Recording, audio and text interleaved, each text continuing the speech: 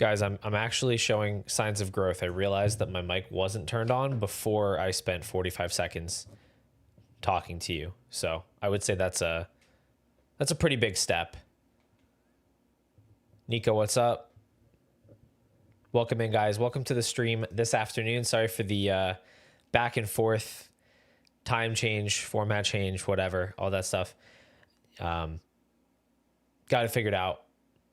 We're here. Didn't want to interrupt the World Series. I was informed that there's apparently a baseball game on tonight that I definitely knew about ahead of time, but we're gonna do it now.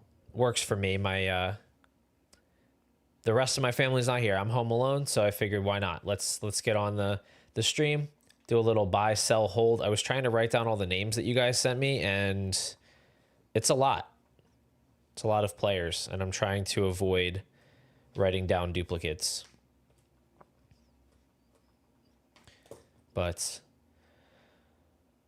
yeah, we'll see what we can figure out. Max came in here right at the last second with some more names, but luckily some of those are repeats, so you can just ignore some of them. All right.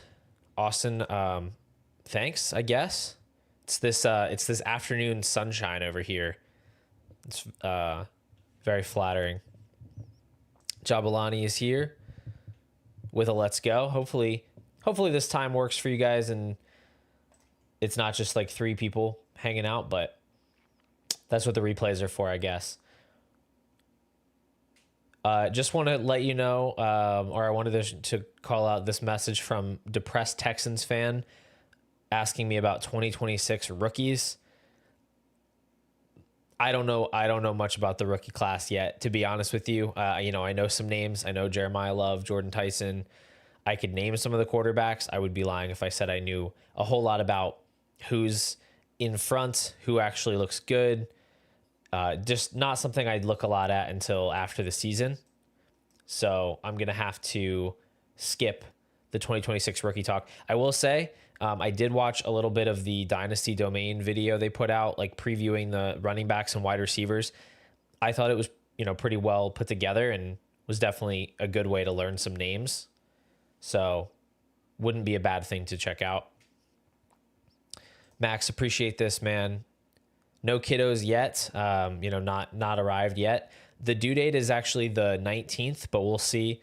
My wife has had this like sneaking suspicion that the baby's going to come early. Our other son, Arthur, came 10 days early. So who knows, man? Could be any day now. We will see. But we are excited. All right. I've got at least like 30 names here to talk about for buys and buy, sell, hold. So we'll see how long I spend on each guy. Some of them will be easy. Some of them will be a little more complicated about how I would handle them and might be more situational. The truth is that like I don't actually subscribe to the idea that there is a one size fits all solution for what to do with every player. It's going to depend on your team realistically and what your league market looks like, but it's a fun game, and I can certainly lean more towards one action than another with some of these guys. I will say I might not pick hold that often because I feel like most of the time if you are willing to hold a player, you're probably willing to buy a player and vice versa. But yeah, we'll see how it turns out.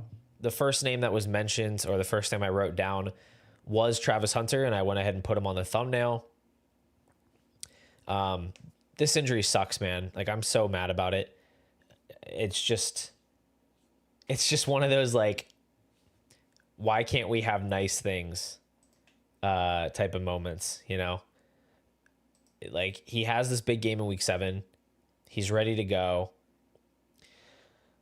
Reports that he's going to be the featured wide receiver in the offense moving forward, and then non-contact injury, and it sucks. I'm really hoping we get, favorable news. We already heard it's not an ACL tear, but who knows if he's back this year, or if he can be impactful. It's going to change the way that he's valued in the offseason probably.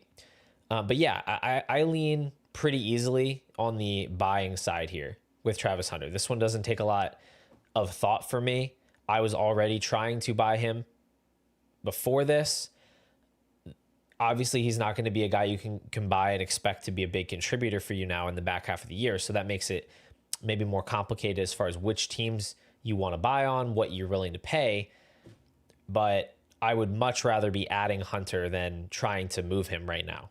And he's definitely a hold. I mean, he's not, I'm not even considering like putting him on the block and shopping him in leagues where I do have him, because this just is so clearly not the peak of what his value is going to be.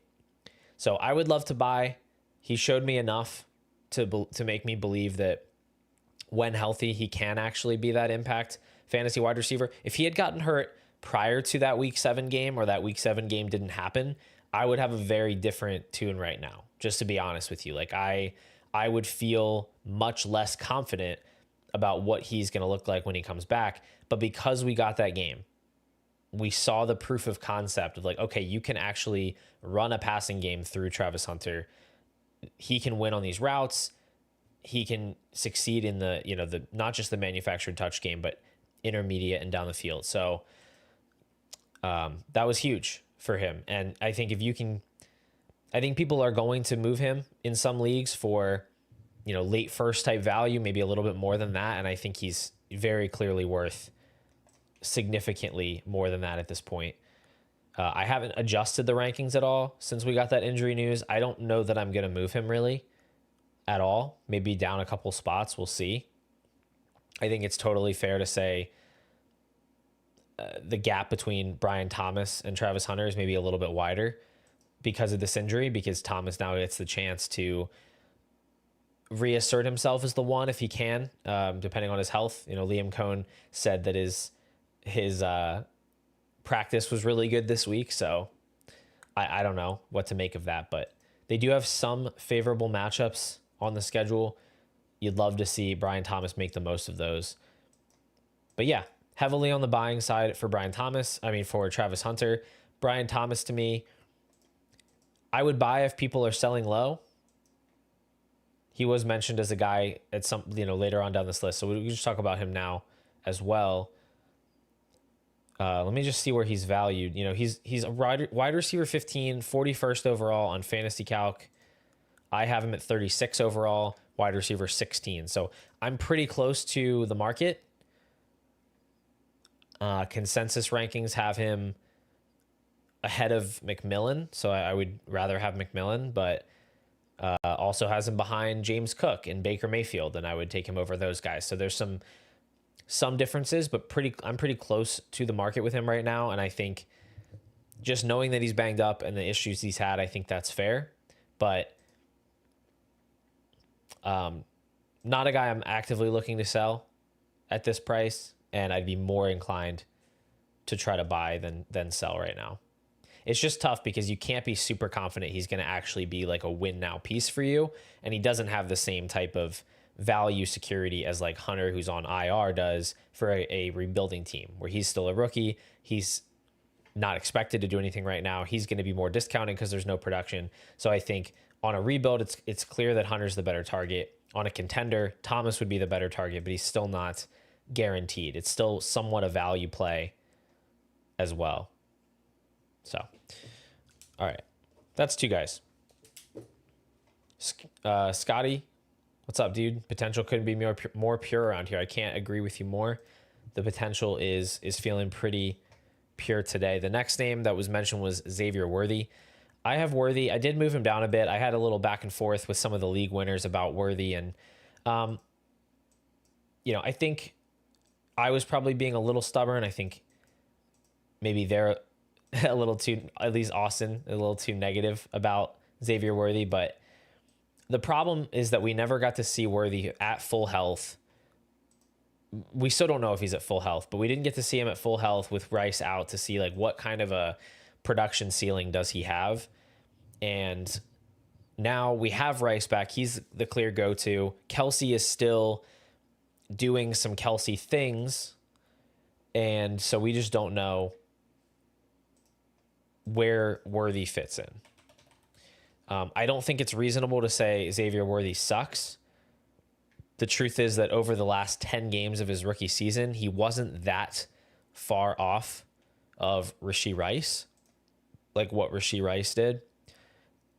You know, if we take, let's see, if we just highlight, we include the playoffs, and then we go like weeks 12 through 18, and then the playoffs for Xavier Worthy last year, right?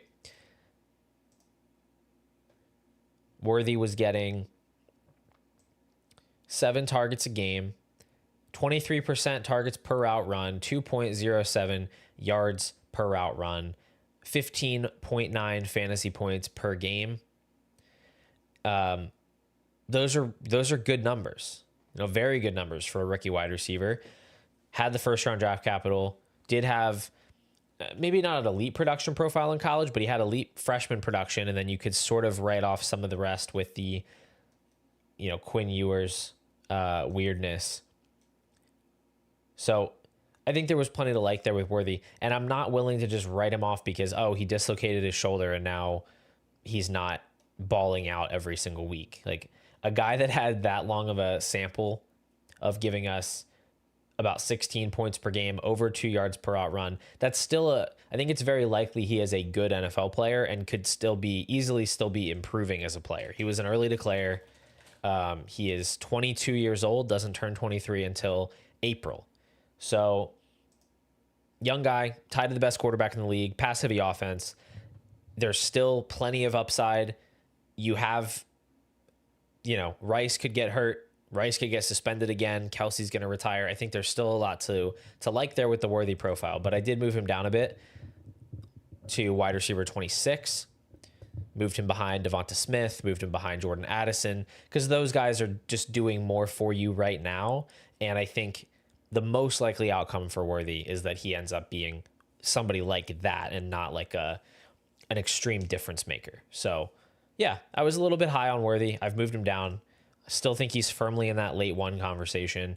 I think where he's valued in the market, I'd be more likely to buy than sell. He's sitting at wide receiver 29, 79th overall.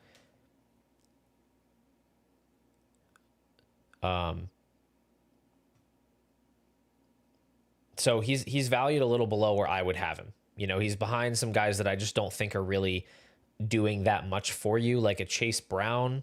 He's behind. He's still behind Scadaboo, who should be moving down. He's behind Metcalf. Like, I'd rather have him than DK Metcalf, 100%. So, yeah, I think he's more of a buy than a sell. Austin, Rashee Rice does anything wrong and he goes to prison. So, like, it's not a complete non-factor. Like, we already have seen this guy make multiple boneheaded decisions. I think that it does matter a little bit that is an actual risk with Rashee Rice. Like, you can't just like flip a switch and all of a sudden you're an upstanding citizen who only makes good choices. Like, there is risk with Rashee Rice. And obviously I'm still trading for him. I'm still getting, because he's scoring a lot of points right now and I'm willing to take on that risk, but it does exist in the way that it does not exist for a lot of other players. So I'm not saying it's a huge factor, but it is a factor. And we have proof of concept of what the upside can be anytime that Rice isn't out there. And even if Rice is totally fine and plays for a long time, which is certainly what would be best for my teams. I don't even have Xavier Worthy, but we're still probably going to see Kelsey retire this offseason. I doubt the Chiefs are going to go and make another big investment in a pass catcher. That's going to put Worthy in a spot to absorb a lot of opportunities, as soon as next year. And again, he can keep improving. He can keep, developing the parts of his game that are not quite there yet. So that's where I'm at with Worthy. Daniel Jones was also mentioned. I think people were too slow to come around on Jones, but now the market really has come around. He's at QB 17, 54th overall. I think it is a foregone conclusion at this point that Daniel Jones is going to get a long-term contract from the Indianapolis Colts. You can't do what he's doing and not be signed to be a long-term quarterback. I guess last year we saw Sam Darnold do something similar for a large part of the season, and then he struggles at the end and they don't re-sign him and the market sours on him. But JJ McCarthy was already there waiting in the wings. And Darnold still did get signed by somebody to be a starter, and he still looks really good this year. So I think Jones is definitely, he has definitely become a safe investment at this point. And any hesitance to move him up because, oh, he's Daniel Jones and this is just a flash in the pan, I think that has to be put aside. That being said, you know, I'd still prefer some of the names that are under him on like Fantasy Calc, which I don't know. Fantasy Calc has started to be, some of the values are very strange. And I know it's driven by trades. I don't know exactly how the algorithm works, but like, I don't know. Some of the names and where they sit on the list are unusual to me. But we've got Travis Hunter sitting behind Daniel Jones. I would trade Jones for Hunter. You know, Chris Olave is under him. I think trading Daniel Jones for Olave, if you don't need that quarterback, I think is a good trade. Same goes for Waddle, Zay Flowers, those types of players. I have him just behind Jared Goff, but I have definitely considered moving him over Goff, and I think I will, because there's just more production coming right now, and I don't think he's meaningfully more risky at this point. So yeah, he's not really a buy or a sell. I guess I'd call him a hold. And he's very much like, do you need him right now or not? If you are a rebuilding team, I think it would be totally fine to shop Daniel Jones and see if you can just get like a 2027 first and some kind of throw-in piece, because that's a locked in pick, locked in safe investment. Probably the floor outcome for that pick is to be in the similar value range to what Jones is right now. The ceiling outcome of a pick like that, much higher. So that would be fine. But he's not like a guy that I'm actively looking to sell because I'm worried. I have him on a bunch of teams. One of my highest owned quarterbacks, actually. And I don't feel particularly uncomfortable about that. Rico Dowdle was also mentioned. He feels like a buy to me. I was surprised to learn that the market has actually moved him ahead of Alvin Kamara. At least the consensus Dynasty ranking sites have done that.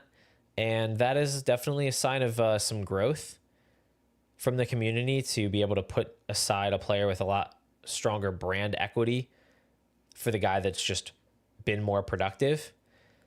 In fact, the Rico Dowdle ranking on Fantasy Calc is like kind of insanely aggressive. I feel like I have not seen any deals that reflect this type of aggression. He's the 102nd overall player, running back 26.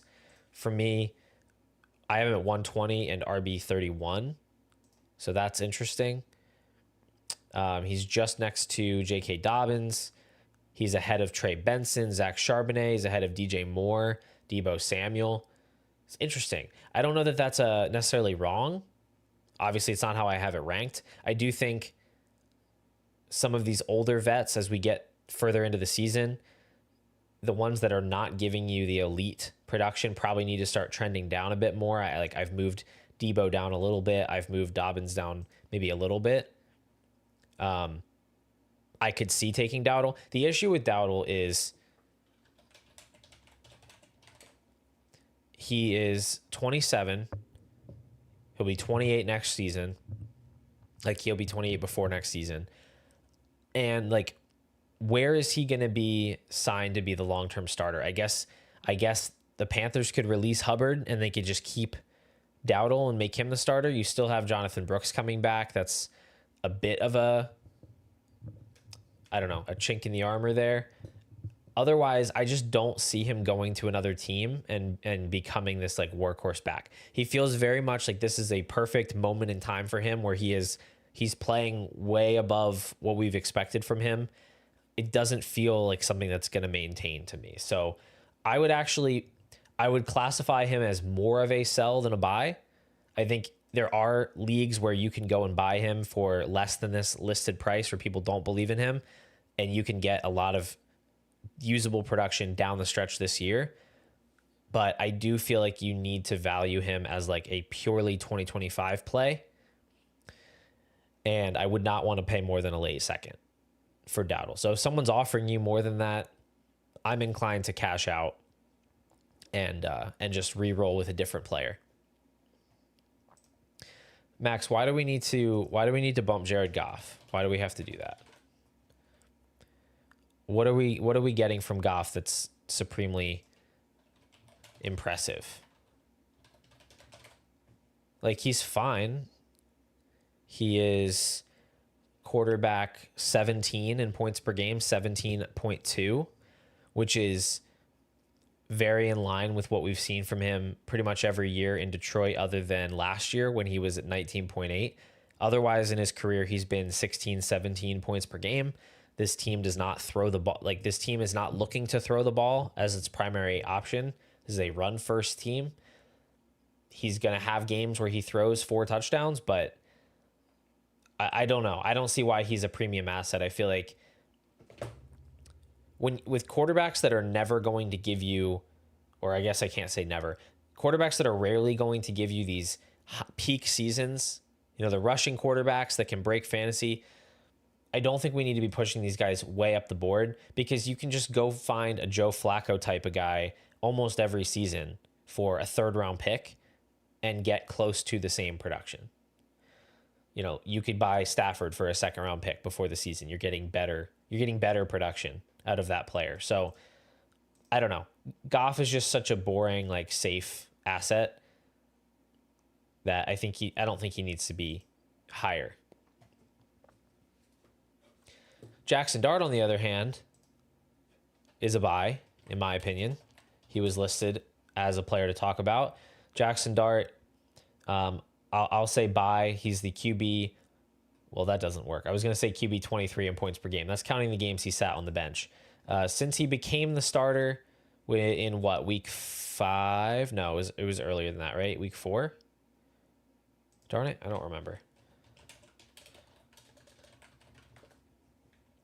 Jackson Dart he's doing enough, would be my takeaway here. Let's see, week 1, 2, 3, 4. September 28th, that's got to be week 4. From week 4 till now, Dart is scoring. Come on, refresh.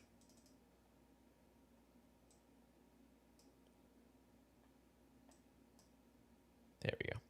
He is scoring 22.2 points per game. That would be the QB 6 over that stretch, just ahead of Jalen Hurts, just behind Drake May, all within 1 point per game of each other.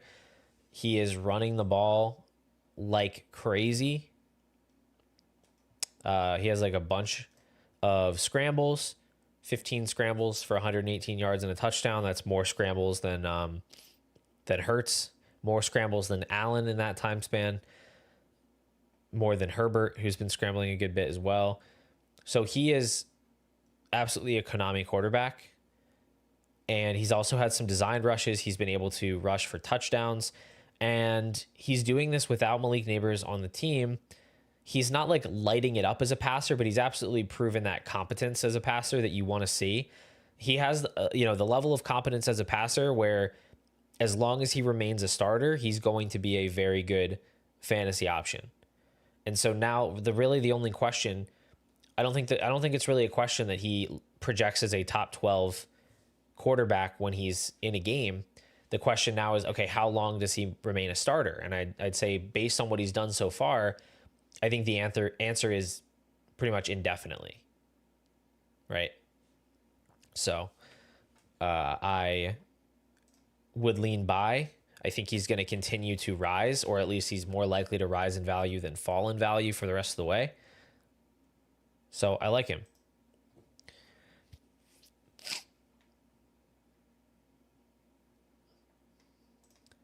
Max, Jared Goff has not been a top 10 quarterback each of the last 3 years. He was QB 7 in points per game last year. He was QB 11 the year before that, and QB 14 the year before that. And he's currently QB 17 in points per game. Where I have him ranked, I just put him behind Daniel Jones at QB 16. Daniel Jones, QB, is a top 6 fantasy quarterback right now. He's uses his legs a bit more, feels a little bit more sustainable, predictable production. Otherwise, you're talking about Devonta Smith, Jordan Addison, Jalen Waddle, Trevion Henderson. I'm not giving up those guys for Jared Goff. I frankly, I just don't see why you would. He's not matching what Dak Prescott is doing in terms of current production. He's not matching Baker Mayfield. So I don't know. I don't get it. I think overpaying for safety and a lack of upside is just not the move. Nico, this is like this is a disrespectful comparison to Justin Herbert because these guys don't have anything in common.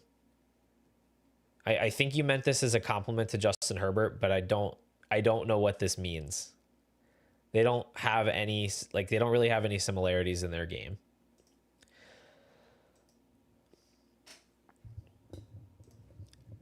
Yeah, Max, I know you were going off total points, but that was kind of my issue, right? Is like total points is not really reflective of what your impact is on a season. It just means they didn't get hurt, but you get to start a different player when Goff is out. So, or when your quarterback is out. So I don't really care much about total points. And it's not like he was massively outside of that top 10, but he was in a range outside of 2024. He has been in a range of quarterbacks where it's just not very hard to get somebody that can score that many points. I think it's harder to find the players at other positions that can give you that type of production. So I don't know. I'm comfortable with where he's at. I've never been like, man, I wish I had more Jared Goff. I just don't think he's that kind of a player.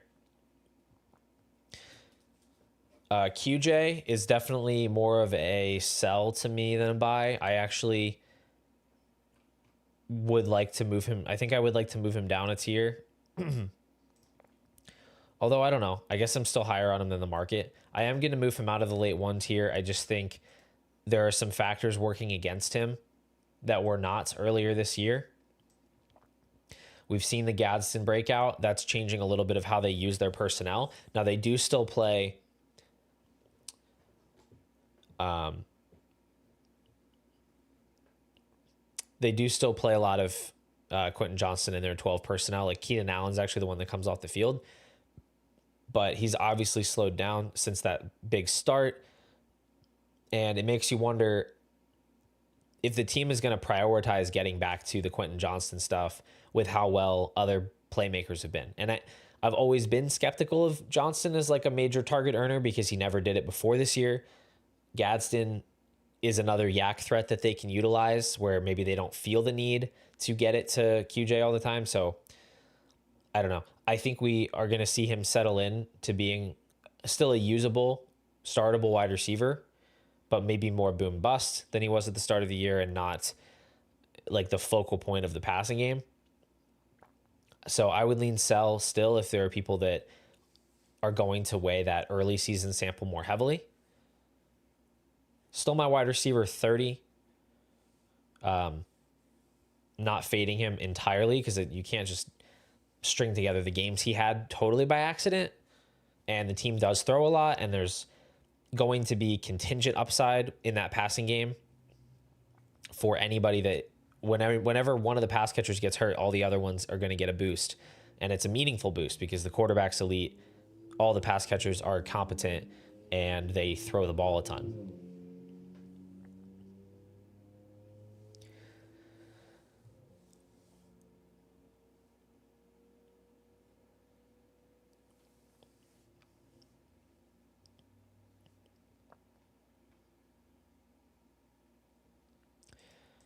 All right. Nico, I see what you're saying here with the comparison. I will point out that Justin Herbert is actually one of the more mobile quarterbacks this year, and he has upped his game as far as rushing. He's always been a very good athlete and a guy that's been capable of that type of production. It's just that we hadn't really seen it unleashed. This year, though, I'm actually curious to check where he lands. I think he is one of the better rushing quarterbacks this so far. Yeah, he's fifth. He's fifth in rushing yards among quarterbacks. Obviously, he hasn't had a bye. He hasn't missed any games. So by rushing yards per game, he is at 9th. But it's like Jaden Daniels, 42 yards per game, Fields 41, Allen 37, Lamar 36, Mahomes 35, Kyler 34, May 31, Herbert 31 rushing yards per game so far this year.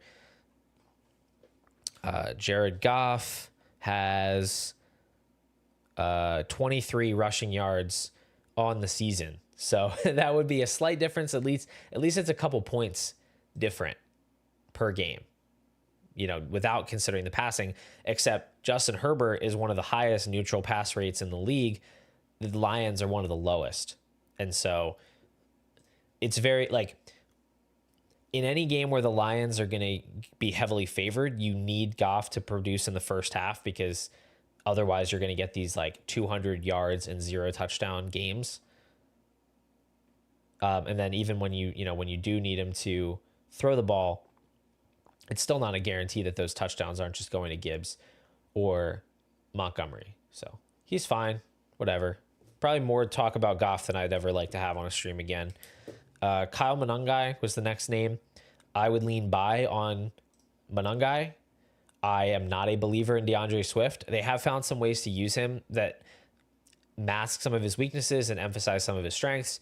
So I don't think he's just going to completely go away, but he's hurt right now. He's out this week. Monangai is going to get a crack at the featured role. And he's probably not anything special, but as a 7th round rookie, he has worked himself into a full-blown 50-50 timeshare, and now he's going to be the starter. Roshan Johnson's even out. So there's opportunity for Monangai. Not sure he's much of a receiving weapon, but it's always good when you can take a flyer on these cheap running backs, for sure. I mean, he has actually gained some value from where I saw him before, but he's still in a range of guys that I think are totally expendable, right? Jerry Jeudy, Kate Otten.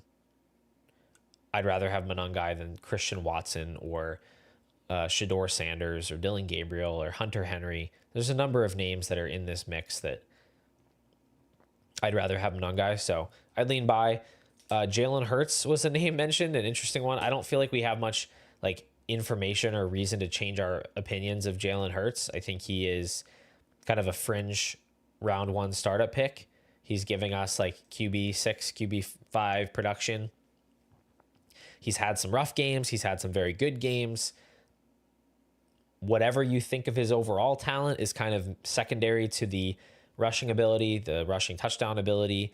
And do I think the tush push gets banned? I would lean more towards yes than no at this point with some of the weird officiating. I think teams around the league are just going to be fed up with it, and they're going to vote to ban it. I don't know how much it matters, because I think the Eagles can just run QB sneaks and succeed on those pretty often. He had a very high success rate on QB sneaks. Now, they didn't run them in as many situations as they do run the tush push, so it's not like a 1-for-1 replacement. It'll probably cost the Eagles a couple of drives, maybe half a dozen drives over the course of the year that they would have extended if they had the tush push. Maybe he rushes for 1 less touchdown, but most of the times that he would have tush pushed a touchdown, I still think he can sneak. If he can't sneak, he can throw. I don't think it's that big of a deal. What's more important is the infrastructure around Hurts and, again, the rushing ability. So I'm not massively discounting him. We've got Mahomes ahead of him now. I've still got the super elite wide receivers. I've moved the 2 league-breaking young running backs ahead of him, but not much of a change in how I feel about Hurts. And anybody that is worried about a tush push ban, I think you just want to go buy off of that person. Jordan Mason was up next. I don't really know if you have the option to sell Jordan Mason right now. I don't think he's very valued. I would certainly sell him if you could get a second. I don't think you're getting that anymore. I would sell him. Really, I'd be fine to sell him for a couple of 3rd-round picks. I think things have kind of run their course with Jordan Mason. When he was more of an interesting pickup was when we thought Aaron Jones might be out long term or just totally washed. He might be washed, but he phased out. He's not phased out. And when we thought the Vikings were going to be much better on offense than they've been so far, their offensive line has been bad. Mason himself is not catching any more passes than he ever has, so that makes him very touchdown or bust. Rankings on Fantasy Calc I'm at 141, running back 41 at 141st overall. That's a little bit higher than I've got him. So maybe there's some meat on the bone there if you want to try to flip him. Just not an exciting player for me. Saquon, though, I would have as more of a buy than a sell at this point. Maybe that opportunity to buy isn't really there after he had a big game heading into the bye week. And yeah, I mean, maybe I'm wrong. Fantasy Calc, I'm going to pull up Keep Trade Cut too, just to see. Keep Trade Cut can be a little bit, is more reactionary, but it can be interesting to see comparison-wise. Because Barkley is 30th overall on Fantasy Calc, but he's 46th overall on Keep Trade Cut. That's actually much closer to where I would have him. I have him at 51, RB12. I think you could argue him a little bit higher than that, but that's about where I'd want to buy. So maybe he's not a buy. Maybe he's more of a hold if you are competing. I don't think you're going to be able to upgrade to a better option off of him unless you can pivot directly to Bucky Irving. You can pivot to James Cook. I doubt you can in most leagues. And so I think he's more of a hold. I think he's going to be better out of the bye week than he was the first half of the year. Hopefully some more explosive runs. As long as Landon Dickerson and Lane Johnson are healthy, there's going to be more lanes open for him. So Kenneth Walker, buy. More of a buy than a sell. I don't think you can really sell him for much right now. I had him listed as a sell a couple weeks ago because I feel like people had not fully accepted the truth of what this situation is rest of season. Now I think it has sunk in. I'm not seeing a whole lot of interest in Kenneth Walker. So I think this is the time you go and see, can you send a low ball offer, right? He's sitting behind Jake Ferguson right now on Fantasy Calc.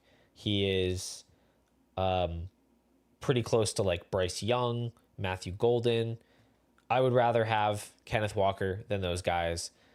And I'd rather just hope that he walks in free agency, goes to a team that does value him, that is willing to let him carry the freaking ball inside the 5-yard line and score touchdowns. 'Cause everything else about his game this year is really good. But they don't throw to running backs. They don't rush at the goal line with Walker. So he's in kind of fantasy purgatory for the time being. But he's maybe a weird buy option, rare running back buy opportunity on rebuilding teams or just teams that have a lot of extra value in general. All right. Both Eagles wide receivers here, Smith and A.J. Brown. I think the market's pretty fair with these guys. If anything, I think maybe Smith is a little bit lower than I have him because he's just kind of, I think people think he's a boring player. And he's proving to very much not be that. He's proving to be an excellent wide receiver. I've always thought he was excellent, but I didn't know he'd have this much opportunity to prove it. And the fact that A.J. Brown has been kind of out of it, pouting, maybe injured. I don't know. He certainly has looked better recently, but that's opened the door for Smith, who is very, very capable. I think if he was a wide receiver 1 in this offense without A.J. Brown, he would be fantastic in that role. So he's always had that type of injury upside, but he also has a lot more standalone value this season than I really gave him credit for. Now, he's not just a blatant buy because he's 27 years old. He's still not giving you like wide receiver 1 type of production. So I don't know if he's just purely a buy, but I think he's a good buy on contending teams that are like start 3 wide receivers. I think he's going to be a very solid option, for many more years in that type of a format.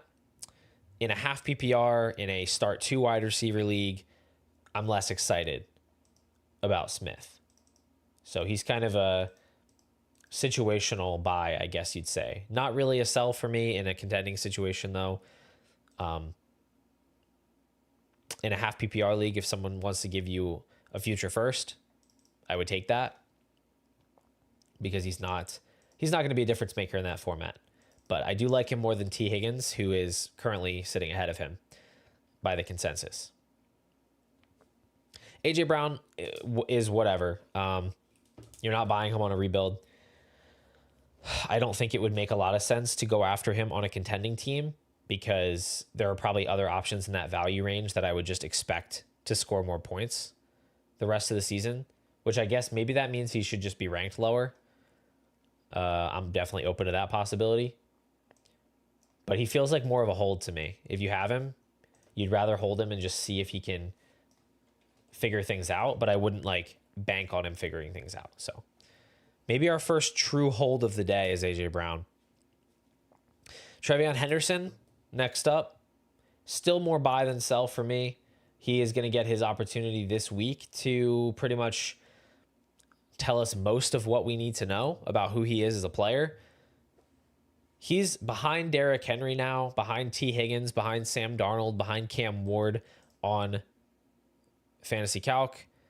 I obviously have him higher than that. Whether that is just cope or whether that is justifiable patience remains to be seen. It seems like whenever a rookie ends up breaking out later, patience was just the reasonable, calculated thing to do. And when a player doesn't work out, then it's like, wow, I can't believe you spent so long coping for this rookie or like pretending this guy was going to be good. I always knew he was going to be bad.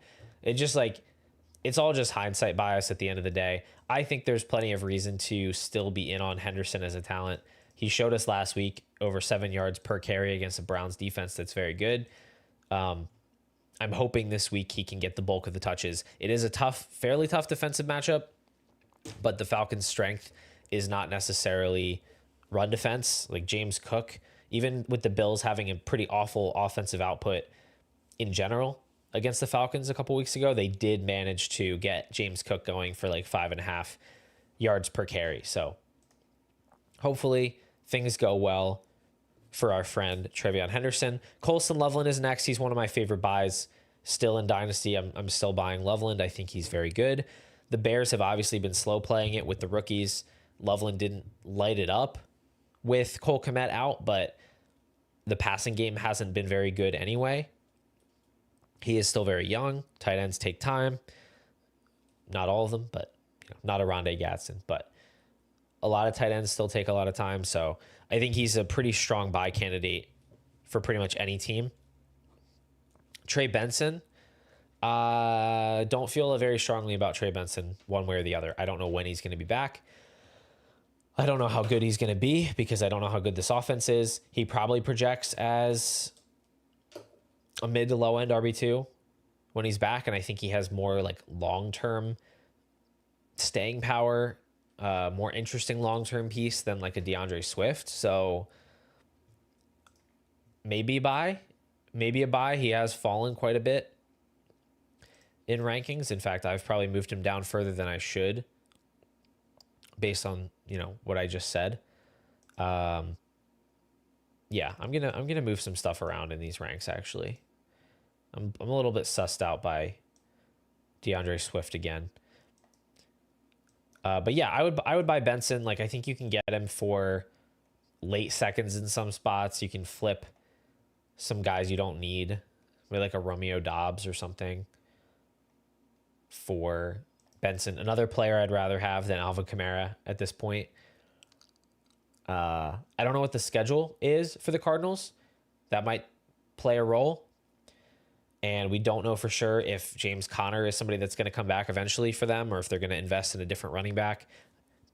But yeah, I mean, there's some potential for Benson to come back, have a strong end of the season, and then really boost his stock as a guy that people do view as a long-term option. So I'll go buy. Christian Watson, I would say, isn't a sell yet because I don't think he's really done enough to be considered a sell. I don't think he carries enough value yet, but I do think I don't think Christian Watson is ever going to be a guy that you are comfortable starting in a managed format. We've had multiple years of Christian Watson, and not only does he just never stay healthy, he doesn't run a full route share, and he has like very random spike weeks. He's like, I don't know. He's somewhere on the Rashid Shaheed, Jamison Williams continuum of players, but just like more injury prone and maybe fewer spike games. I don't know. I've never been terribly impressed with him as an all-around receiver. It feels like he's kind of a limited player who does some things well. On a team that has Dobbs, Reed, Kraft, Golden, I think a lot of these guys are going to frustrate you. So in a best ball format, I might say buy low on Watson because he can give you some big games. I don't know if he's ever going to be someone in like a start 10 league that I'm actually saying with confidence, yeah, put Watson in your lineup, unless it's like a week that the Packers have a 27-point team total or something. So if he gets to the point where he's worth a second round pick, I'm going to be comfortably cashing out for a second round pick personally. And I'll throw Kayshon Boutte in here. He wasn't mentioned, but I do want to talk about him because he came up in the rankings channel and a couple people commented about him in the YouTube video. I will acknowledge I probably was too low on him, and I think, yeah, he definitely deserves to be in the same conversation as Tez Johnson or Chimere DK. I agree with that. However, if you want to see kind of a crazy image, if you go to the Roast the Ranks channel, I posted this screenshot. Basically, I went into the data suite and I found any wide receiver over the past month who is averaging an expected points per game number that is in the same range as Kayshon Boutte. So he's at 7.6. I took everybody between 6 and 9 expected points per game, so about 1.5 points in either direction. Pulled all the wide receivers with that same type of usage, right? Expected points is just taking your like, what targets are you getting? Where are you being targeted? What ADOT, right? End zone, whatever. And putting that into some kind of a formula to say, this is the output we would expect. Kayshon is at 7.6. There's a bunch of other wide receivers: Marquise Brown, Cooper Kupp, Marvin Harrison, Sterling Shepard, Keon Coleman, Jaden Higgins, Jamison Williams, Ryan Flournoy, Marvin Mims, Michael Wilson, Quentin Johnston, Olamide Zaccheaus, Andre Yoshivas. So a bunch of Jags, couple of guys that are, mildly interesting in Marv and Jamison and QJ. But the difference is their actual points per game. Over the last month, Kayshon, 15.9 points per game on 7.6 expected. The next closest player in this group, Marquise Brown at 9.7. Cooper Kupp at 9, Marv at 8.9. So he is outperforming his usage like over double what the next closest person is.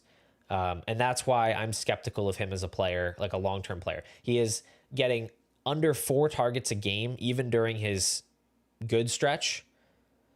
They're coming at an ADOT at 19 yards down the field.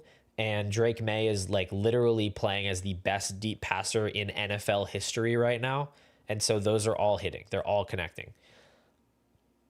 I remain skeptical that Kayshon Boutte is like a complete all-around receiver who is going to command enough volume to remain relevant outside of like wide receiver 5 territory, wide receiver 4 territory maybe. So I think he's on that late 2 borderline, and I did move him up. But people need to like calm down about this guy. Like, I understand he came out young. He's still in his 3rd season in the league. This is his 3rd year. I don't know how much more growth we should really expect from a player like this. I know they're real people, and he came out and said like, oh, I wasn't taking football seriously, and now I am, and maybe there's something to that. I see a guy that has 23 receptions in 8 games with 5 touchdowns. So almost 1 out of every 4 catches is happening in the end zone, and he's catching less than 4 passes per game. So it's just, I think he's a much, much more interesting best ball asset than managed dynasty asset. And I don't know where everybody went, if you guys are still around or anything. I'm going to try to rapid fire through some more of these. If you guys have more questions you want me to get to when I'm done with this list, you let me know, because otherwise we're going to wrap this thing up.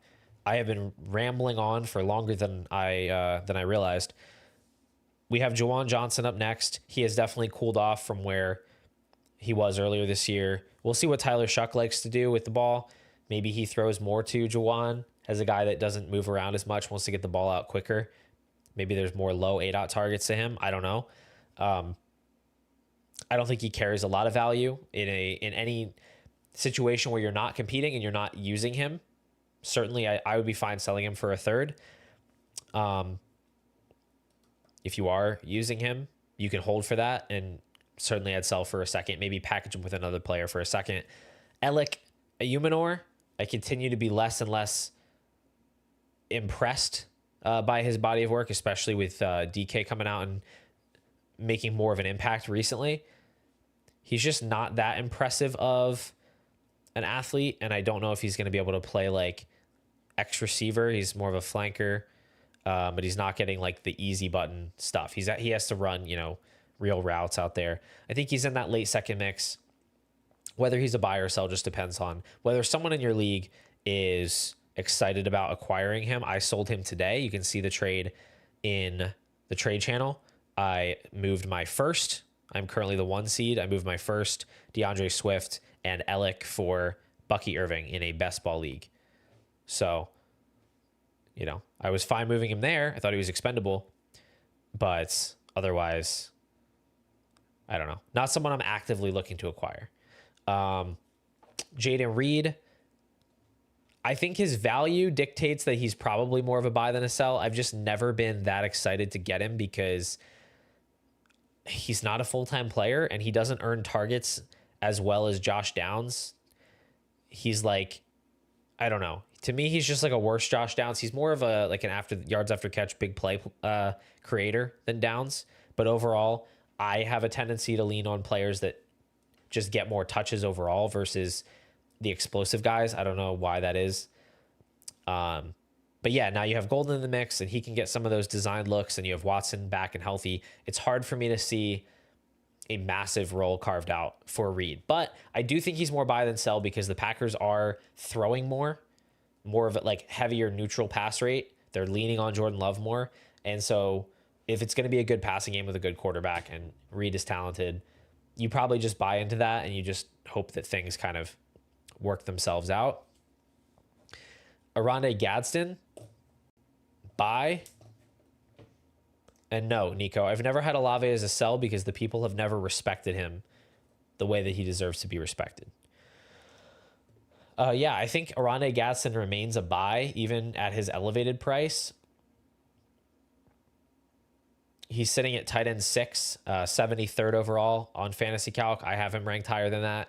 I think you could argue he should be higher than even where I have him in the tight end premium rankings. But yeah, he's still sitting behind like DK Metcalf, Derrick Henry, T. Higgins. Those are just easy pivots for me. I think you can argue him over Sam Laporta pretty easily. I'd rather have him than Javonte Williams unless you like have a really tough league as far as running back production and you're competing right now and you just kind of need Javonte. Like I'd rather have Gadsden in general. I think he's more likely to rise in value than drop over the rest of this year based on how committed the Chargers are to using him. I don't think their offense is going to change dramatically, so I'll buy high on Aronde. Neighbors, buy. Easy call. The only reason you need to sell Neighbors, and I have sold him a couple times, if you are a strong contender and you have the opportunity to make what you think is a fair value deal that puts a lot of points on your team right now, legit difference-making production, not like Band-Aid production, but like you go get a legit difference maker. Like I sold Neighbors for Nico and Jacobs in a half PPR league. I thought that was fair.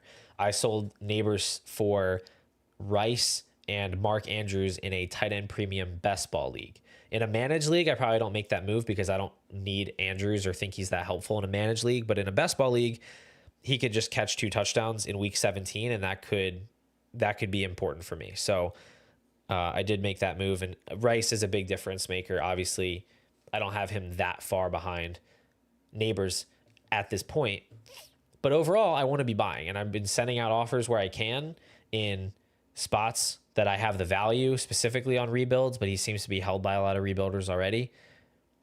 But yeah, I would rather go and try to get Neighbors. Is Bowers a good buy low? Yeah. I mean, I think your best chance to buy low was like much earlier, before we knew he was healthy and back. Now it's harder for the people that held him all the way through this injury. They're probably pretty excited to put him in their lineup. And now I don't know how much of an opportunity you have, but he could still be available for less right now than he would be if he had already had some good games. So, yeah. So in that sense, I can say he's a good buy.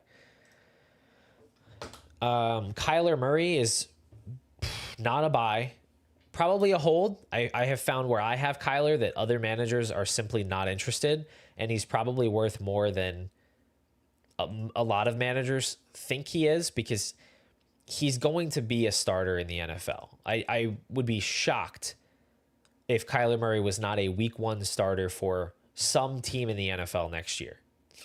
And frankly, I'd be surprised if he's not the year after that too. Like there is a shortage of good quarterback play in the NFL. Joe Flacco is 40 years old and he is still getting work. Carson Wentz started games this year. Like there is a shortage. Okay, look at how bad Geno Smith is for the Vegas Raiders. I thought he was good and he's not.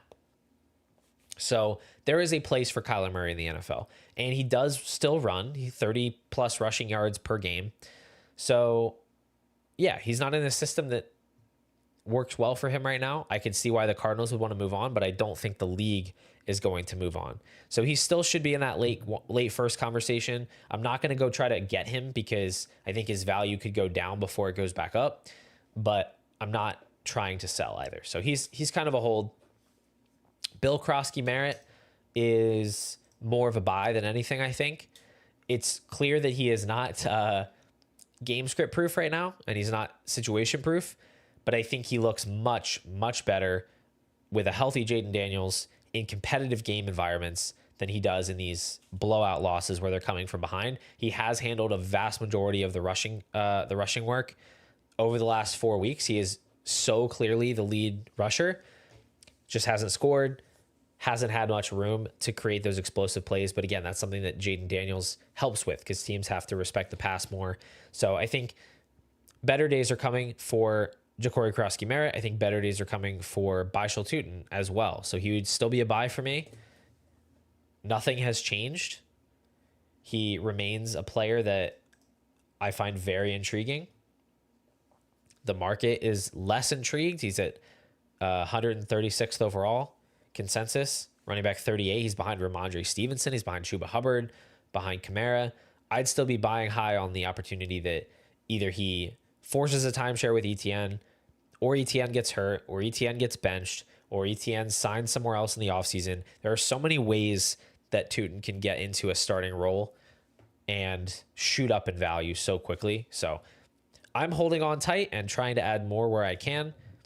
Harold Fannin is next. He seems like a player that I might be looking to sell in the offseason, but I don't think I'm looking to get off that ride right now. The only reason I say that I might be looking to sell later is because he's not a good blocker and he's not a supreme athlete. Like Aronde Gadsden's also not a good blocker, but he is an insane athlete. And it just makes it a little bit easier to picture how he remains a full-time receiving threat.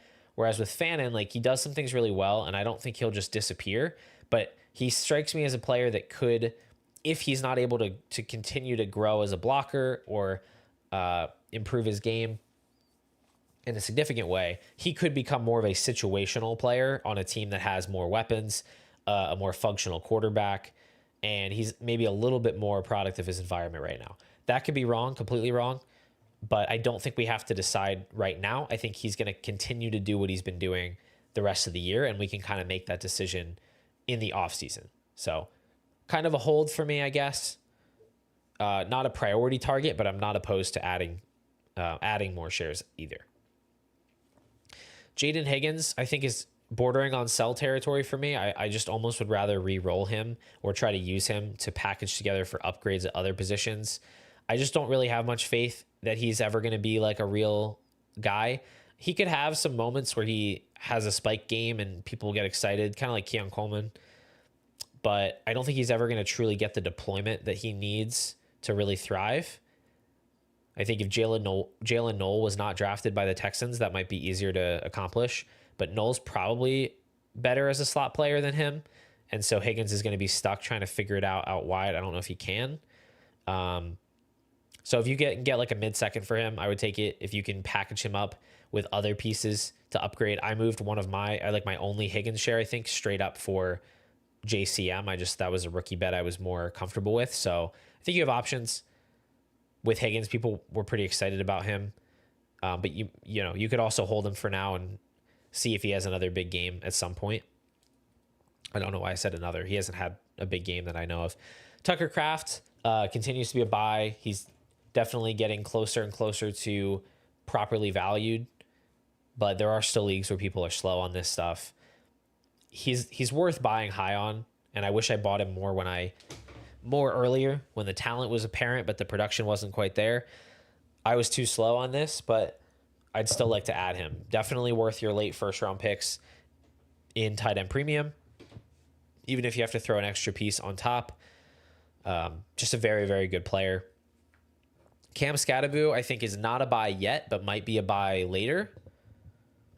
I haven't found people discounting him quite enough, where I've inquired about him. I haven't found that. In some leagues, you're going to get that discount. And so the buying window is kind of whenever you're getting that discount, but you should be getting him for like a mid-second at most, just based on what we know about this injury and how difficult it can be to come back from.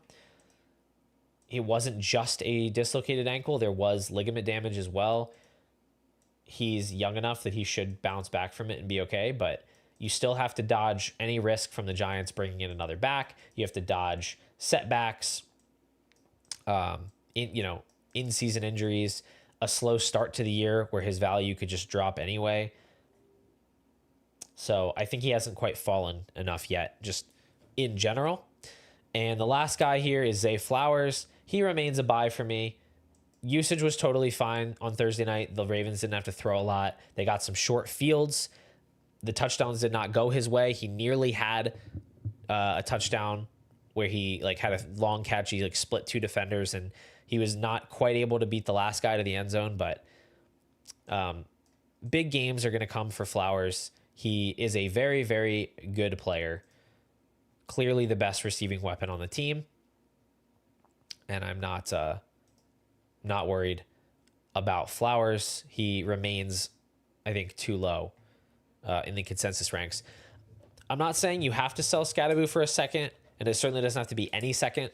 If you can get a pick that you think is 205, 204 or higher, I think it would make sense to take that, because I think it's just a safer investment where you don't have to worry at all about the rehab. You don't have to worry about who the Giants may or may not draft.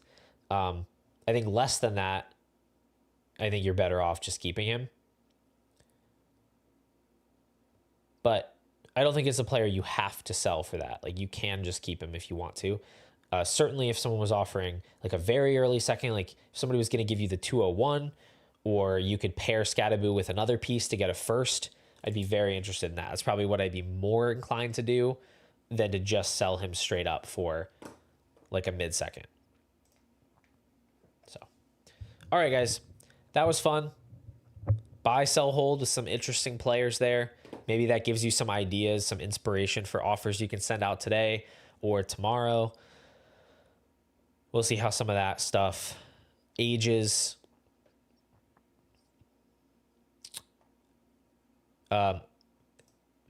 I think what I'm saying about Scatterbo applies to pretty much any team situation. It's just how I value him in general.